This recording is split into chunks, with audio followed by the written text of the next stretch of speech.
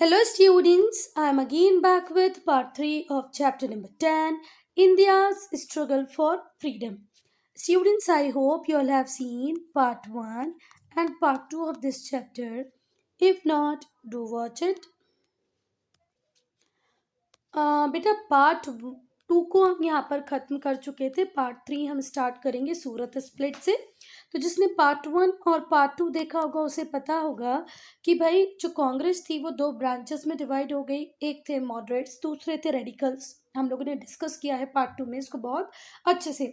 तो जो मॉडरेट्स थे वो चाहते थे पॉलिटिक्स ऑफ प्रेयर्स, पिटिशंस। उन्हें ब्रिटिश गवर्नमेंट पे विश्वास था कि वो एक दिन तो इंडिया के लिए कुछ अच्छा करेंगे। पर जो रेडिकल्स थे वो कहते थे कि भाई हमें तो आज़ादी लेनी है और आज़ादी छीन के लेनी पड़ेगी। ब्रिटिशर्स हमें आज़ादी नहीं देंगे, हम क्यों ब्रिटिशर्स पे डिपेंड करें for our freedom, for our reforms. हम तो खुद से आज़ादी छीन लेनी चाहिए, खुद से रिफॉर्म करने चाहिए। तो इन लोगों का जो सोचने समझने का तरीका था ना बेटा वो बहुत अलग था। जो मॉडरेट्स और जो रेडिकल्स थे बहुत सारे इश्यूज पे बिल्कुल अलग सोचते थे। इनका जो सोचने का तरीका, इनके जो उद्देश्य, जो एम्स थे, जो स्टाइल थी काम करने की बिल्कुल अलग थी एक दूसरे से। ठीक है, ये रेडिकल्स वे को यूज करने की बात करते थे और ये कहते थे नहीं कुछ भी रेडिकल वे में तो नहीं होगा। ठीक है, आप ब्रिटिश गवर्नमेंट पे भरोसा करो, कुछ ना कुछ वो अच्छा कर देगी। जब पार्टीशन हुआ, बंगाल का डिवीजन हुआ जो किया था लॉर्ड कर्जन ने 1905 में, उस टाइम में थोड़े टाइम के लिए हमारे रेडिकल्स और मॉडरेट्स मॉडरेट्स और रेडिकल्स साथ में आ गए थे। पर ये यूनिटी बहुत ही टेम्पररी थी। ठीक है, देखो बेटा जब आपके विचार ही एक दूसरे से नहीं मिलते तो आप साथ बहुत ज़्यादा दिन तक रह ही नहीं पाओगे। ऐसा ही हुआ हमारे मॉडरेट्स और रेडिकल्स के साथ कि बंगाल पार्टीशन के टाइम में साथ तो आ गए पर ज़्यादा दिन तक साथ रह नहीं पाए। जो गैप था वो इजी फिल होने वाला था ही नहीं। दिसंबर 1907 में एक सेशन हुआ कांग्रेस का। कब हुआ बच्चा? दिसंबर 1907 में कांग्रेस का सेशन हुआ। ये सेशन 1907 में कहाँ हुआ? सूरत में हुआ है ना। इस सेशन में बहुत ज़्यादा डिफरेंसेस देखने को मिले मॉडरेट्स और रेडिकल्स के बीच में। मतलब टेंशन्स, कॉन्फ्लिक्ट कुछ ज़्यादा ही बढ़ गई। इस सेशन के बाद मॉडरेट्स ने अलग काम करना चालू कर दिया। Moderates begin to work from within the Congress, Congress के अंदर से ही काम करने लगे। और जो रेडिकल्स थे वो कांग्रेस के बाहर काम करने लगे। ठीक है, तो अभी कांग्रेस के ऊपर कंट्रोल किसका रहा? मॉडरेट्स का। और रेडिकल्स बाहर से काम करने लगे, आउटसाइड काम कर रहे थे। आउटसाइड मीन्स इंडिया के बाहर नहीं। मतलब हमने बोला एक ऑर्गेनाइजेशन है कांग्रेस, उसकी ये एम से इस तरीके से काम करेगी, तो वो सब जिम्मा किसका हो गया? मॉडरेट्स का। और रेडिकल्स अपना अपने तरीके से काम करने लगे। इसी को कहते हैं सूरत स्प्लिट। ठीक है, बात 1907 में सूरत में सेशन होने के बाद जब हमने देख लिया कि भाई दो अलग अलग धाराएं हैं, उनके विचार बिल्कुल भी नहीं मिल रहे हैं, तो इस सेशन के बाद मॉडरेट्स ने कांग्रेस के अंदर से और रेडिकल्स ने कांग्रेस के बाहर से काम करना स्टार्ट कर दिया। दे वर हाउएवर यूनाइटेड अगेन इन 1916। हम 1916 में ये एक बार और यूनाइटेड होंगे। कब? लखनऊ सेशन में। कांग्रेस के लखनऊ सेशन में सूरत में हुआ स्प्लिट एक बार फिर से टूट जाएगा और हमारा रेडिकल्स और मॉडरेट्स कांग्रेस की ये दो ब्रांच है फिर से यूनाइटेड हो जाएंगी। स्प्लिट हुआ कब हुआ बच्चा? 1907 में। कहाँ पर हुआ? सूरत में हुआ। वापस से रीयूनाइटेड कब होंगे? लखनऊ सेशन में। ये कब होगा? 1960 में। नाउ इंडियन काउंसिल एक्ट 1909, जैसे हम मॉर्ले मिंटो रिफॉर्म्स भी कहते हैं। इंडियन काउंसिल्स एक्ट 1909 जिसे आप क्या भी कहते हो? Morley Minto reforms. ब्रिटिशर्स क्या प्ले करने लगे? कौन सा तुरप का इक्का, कौन सा कार्ड इनके हाथ में लग गया? वो था डिवाइड एंड रूल।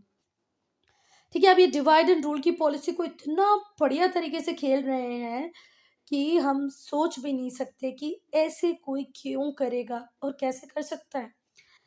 इन्होंने मॉडरेट्स को प्लीज किया। क्या देखे?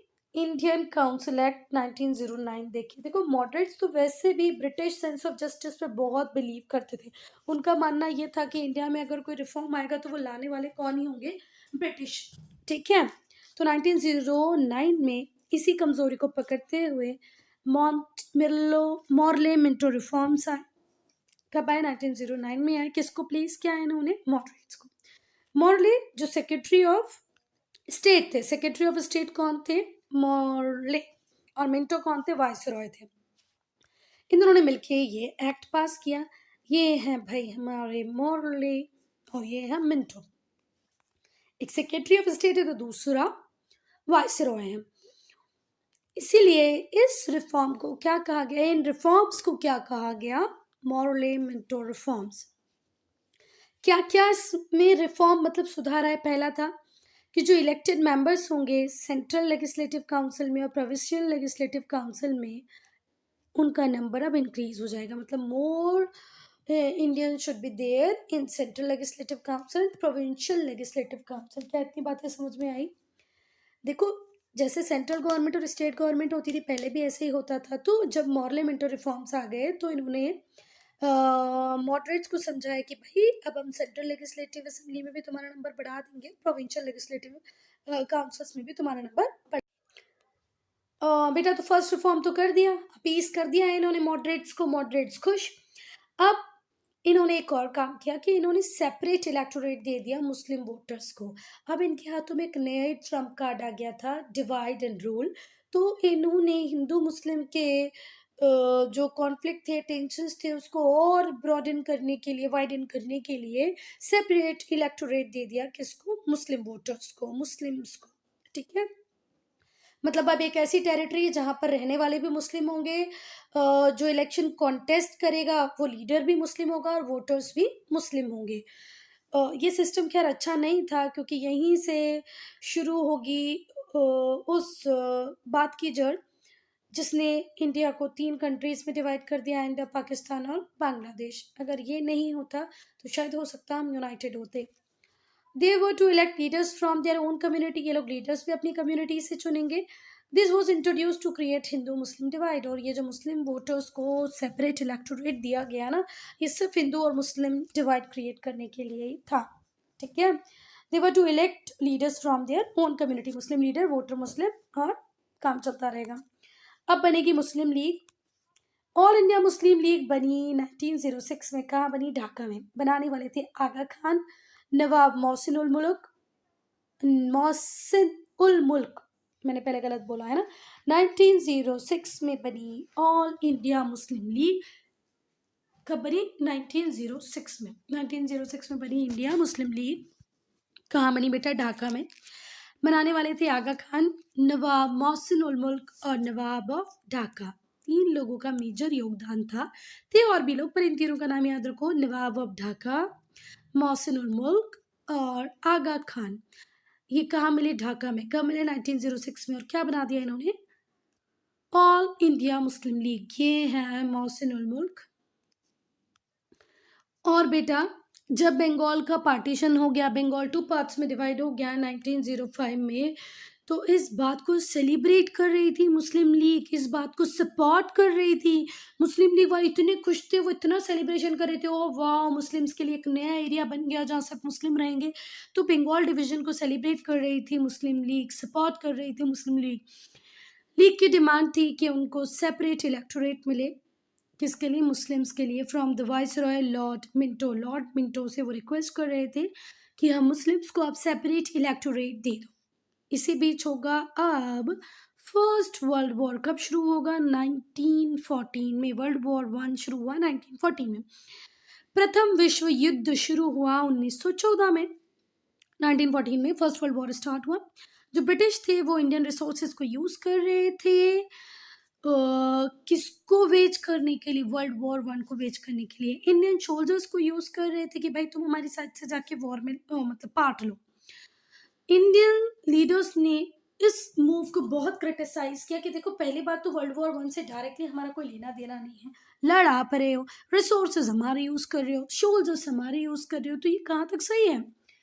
और इसके अगेंस्ट में लॉन्च की एक मूवमेंट जिसका नाम था सेल्फ रूल। क्या आप लोगों को इतनी बातें समझ में आ रही हैं? फर्स्ट वर्ल्ड वॉर होता है 1914 में चालू, और जैसे ये चालू होता है पहली बात तो इनके डिफेंस एक्सपेंडिचर बढ़ जाते हैं ब्रिटिशर्स के, तो ये नए नए टैक्सेस इंडियंस पे लगाने लगते हैं। कभी हमारे ऊपर इनकम टैक्स लगा रहे होते हैं, कभी कोई और टैक्स लगा रहे होते हैं, ठीक है। और उसी टाइम में जो इनकम टैक्स है वो नया नया इन लोगों ने लॉन्च किया था World War I के टाइम पे। प्राइजेज एसेंशियल कमोडिटीज़ की बढ़ती जा रही थी। क्यों बढ़ती जा रही थी भैया एसेंशियल कमोडिटीज़ की प्राइजेस? क्योंकि हमारे इंडिया से बहुत सारा सामान किसको भेज दिया जा रहा था? ब्रिटेन में भेज दिया जा रहा था, सोल्जर्स को सप्लाई किया जा रहा था। फोर्स्ड कॉन्स्क्रिप्शन हो रहा था। फोर्स्ड कॉन्स्क्रिप्शन का मतलब क्या है, जरा ध्यान से सुनना। जब हमारे लोगों को ये जबरदस्ती उठा के आर्मी मिलिट्री में डालेंगे तो इसे क्या कहेंगे? फोर्स्ड कॉन्स्क्रिप्शन, ठीक है। लोगों को उठा उठा के गांव से ले जाके बोल रहे थे चलो हमारे लिए लड़ो, है ना। हमारे शोल्जर्स रेडी नहीं थे, क्योंकि शोल्जर्स कब लड़ते हैं बेटा? जब उनका कोई इमोशनल कनेक्ट हो। पर यहाँ तो कोई इमोशनल कनेक्ट था ही नहीं, क्योंकि वो इंडिया के लिए थोड़ी लड़ रहे थे, वो तो World War I में किसी तीसरी कंट्री के साथ लड़ रहे थे, किसी दूसरी कंट्री के कहने पे। चलो कोई नहीं, पर हमारे जितने भी लीडर्स थे उन्होंने इसके अगेंस्ट में मूवमेंट लॉन्च की और इनके इस मूव को बहुत क्रिटिसाइज किया कि ब्रिटिशर्स हमारे रिसोर्सेज क्यों यूज़ कर रहे हैं। और यहाँ से कौन सा मूवमेंट आया? Self rule. अब हम पढ़ेंगे होम रूल मूवमेंट, जो कब आई? 1916 में। जो एम था इस मूवमेंट का वो ये था कि हम सेल्फ रूल को अचीव करें, स्वराज। सेल्फ मतलब होता है स्व, खुद, रूल मतलब राज। तो सेल्फ रूल मतलब स्वराज, हम खुद अपने ऊपर रूल करें, कोई ब्रिटिश गवर्नमेंट ना हो। ब्रिटिश क्राउन से सेल्फ रूल लेना ही होम रूल मूवमेंट 1916 में जो लॉन्च हुई उसका मेन एम था। बाल गंगाधर तिलक भी एक होम रूल मूवमेंट चला रहे थे और दूसरी होम रूल मूवमेंट चला रही थी एनी बेसेंट। लोग अलग अलग होम रूल मूवमेंट चला रहे थे, बाल गंगाधर तिलक की अलग, एनी बेसेंट की अलग। जो होम रूल मूवमेंट थी वो कब आई? 1916 में।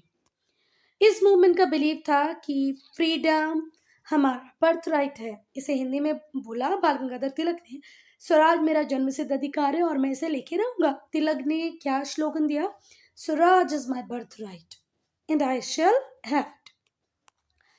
फिर भी बेटा अगर हम बात करें तो होम रूल को ज़्यादा अच्छा नहीं कर पाए, फेल हो गई, इसके गोल को वो अचीव नहीं कर पाई। सेल्फ रूल हमें नहीं मिला, स्वराज हमें नहीं मिला। पर इसने एक नया जीवन, नई लाइफ दे दी किसको? नेशनल मूवमेंट को। औरतों ने भी बहुत नंबर में इस मूवमेंट को ज्वाइन किया। It force the government to promise gradual development of self governing institution. और सरकार इतनी मजबूर हो गई इस सब के प्रेशर में कि उसने प्रॉमिस कर दिया कि ठीक है हम ऐसे थोड़े बहुत इंस्टीट्यूशन बना देंगे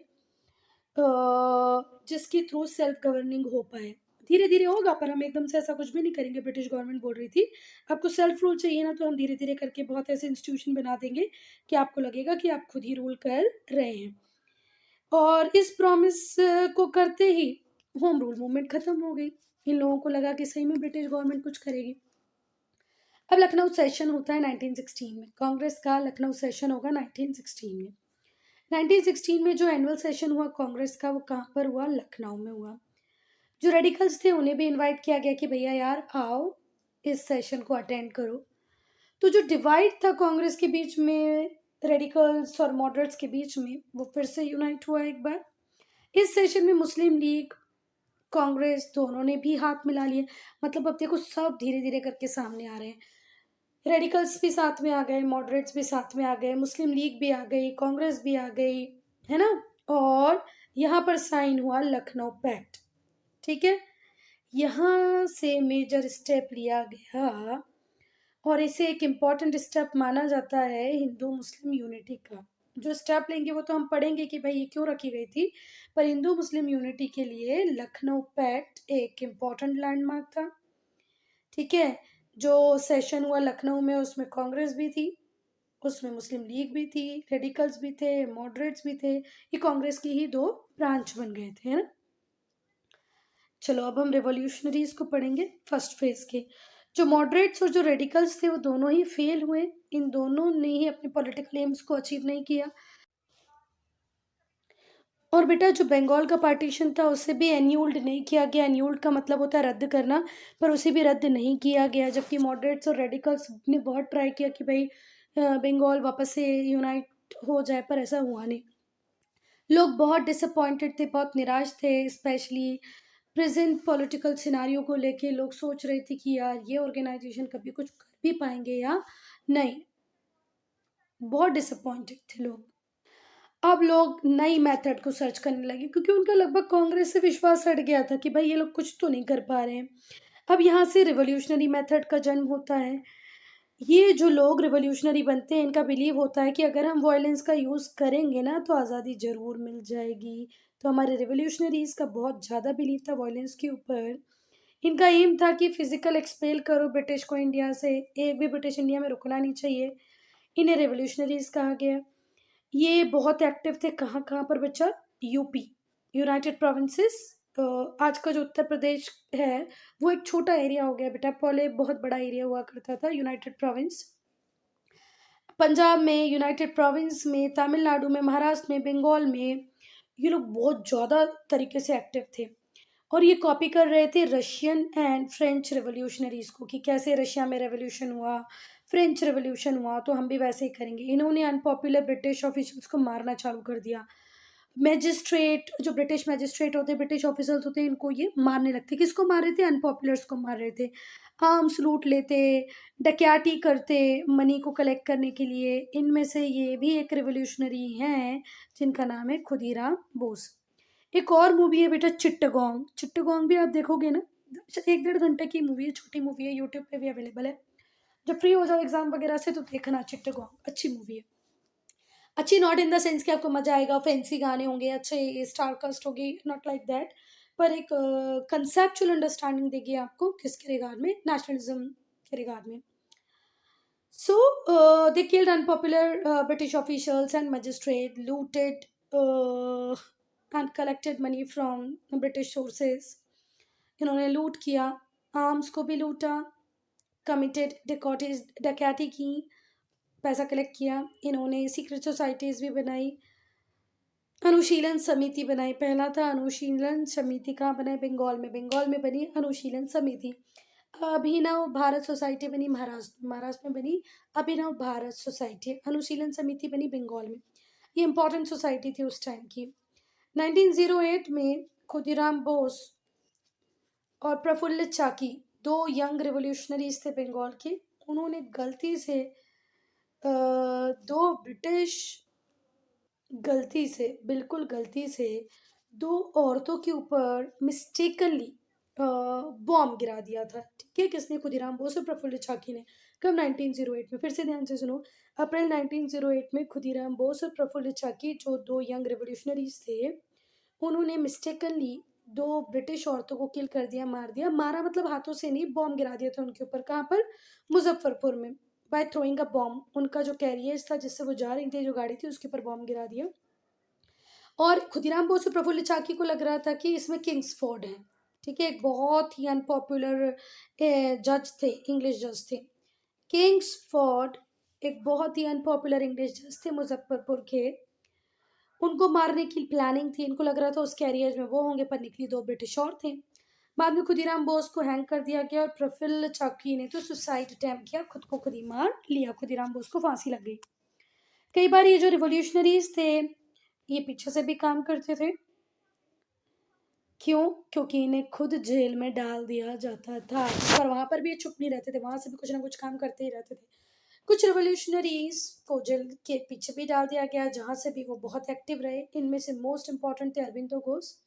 इनको जब रिलीज किया गया ना, he gave up all political activities. इन्होंने सारी पॉलिटिकल एक्टिविटीज को छोड़ दिया और आश्रम खोल लिया। कहाँ पर? पौंडीचेरी, जिसे आज हम पुदुचेरी कहते हैं। इसके अलावा भी बहुत सारे प्रोमिनेंट रेवोल्यूशनरीज थे, जैसे वीडी सावरकर, अजीत सिंह, मैडम भिकाजी कामा। मैडम भिकाजी कामा का भी एक इम्पॉर्टेंट रोल है, ये तो कहाँ नहीं गई इंडिया के लिए सपोर्ट जुटाने। श्यामा जी, कृष्ण कृष्ण वर्मा।